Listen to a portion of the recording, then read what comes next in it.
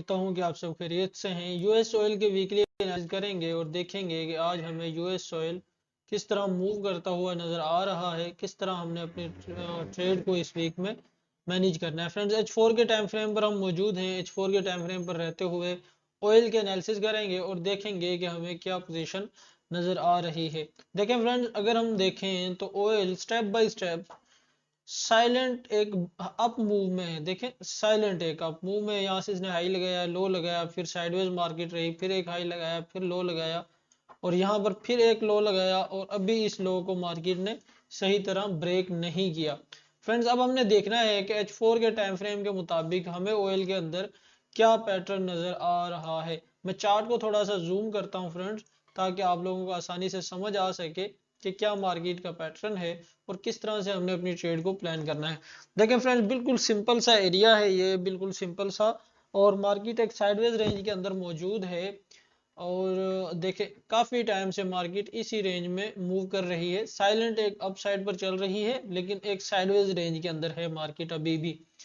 तो यहाँ पर हम क्या करेंगे फ्रेंड्स, ये हमारे सामने एक बड़ा ही जबरदस्त स्पॉट एरिया है। यहाँ से हम इसको पकड़ेंगे और यहाँ से इसको इस तरह से मार्क करेंगे, कुछ इस तरह से।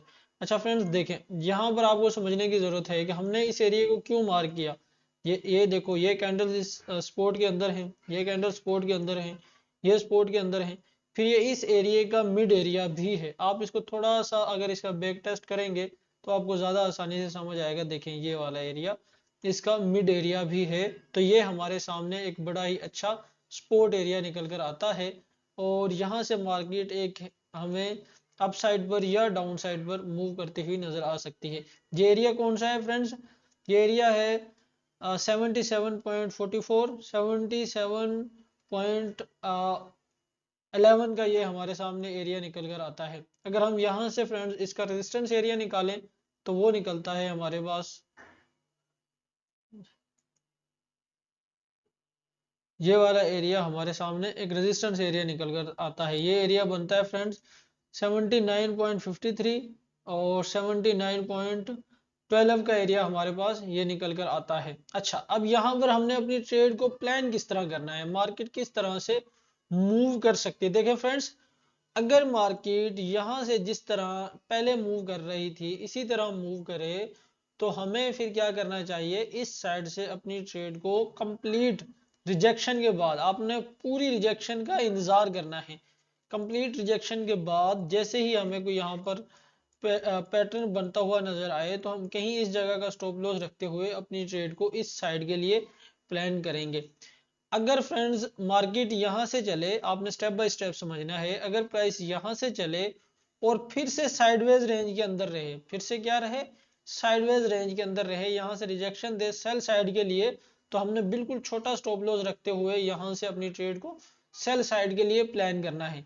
लेकिन अगर प्राइस इसको ब्रेकआउट एंड रीटेस्ट करे तो रीटेस्ट करने के बाद अपने ट्रेड को अप साइड के लिए प्लान करना है, क्योंकि जब मार्केट इस रेंज को ब्रेकआउट करेगी तो हैवी बाय मूव या हैवी सेल मूव करेगी। अगर ब्रेकडाउन करेगी तो हैवी सेल मूव करेगी और अगर ब्रेकआउट करेगी तो हैवी बाय मूव करेगी। ठीक है फ्रेंड्स, अगर अब मैं आपको दोबारा समझाता हूँ, यहाँ से हमने रिजेक्शन लेने के बाद अप साइड की ट्रेड को प्लान करना है और अगर यहीं से हमें दोबारा रिजेक्शन मिले सेल साइड के लिए तो यहाँ से हमने फिर से सेल साइड की अपनी ट्रेड को प्लान करना है, लेकिन कंप्लीट रिजेक्शन के बाद।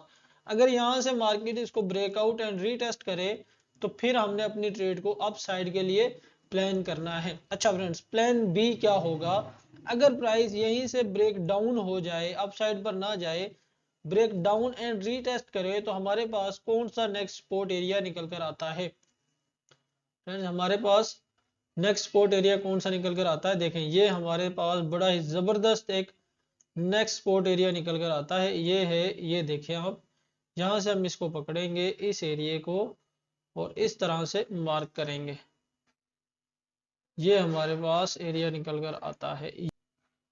ये वाला एरिया फ्रेंड्स हमारे सामने निकल कर आता है। मार्केट क्या कर सकती है फ्रेंड्स, देखें यहां से अगर प्राइस रिजेक्शन ले, सेल साइड पर रिजेक्शन ले, ब्रेक डाउन हो एंड रीटेस्ट हो तो रीटेस्ट होने के बाद हमें इस साइड पर नजर आ सकती है। लेकिन अगर प्राइस यहीं से अप साइड पर मूव करे तो हमें इस साइड पर नजर आ सकती है। इसके ब्रेकआउट एंड रीटेस्ट के बाद मार्केट एक न्यू हाई लगा सकती है। बिल्कुल सिंपल से फ्रेंड्स मैंने एनालिसिस किए हैं। अगर आपको इन एनालिसिस से ज़रा भी हेल्प मिले तो हमारे YouTube channel big bull forex academy को सब्सक्राइब करें फ्रेंड्स। मिलते हैं नए एनालिसिस के साथ, तब तक के लिए अल्लाह हाफिज़।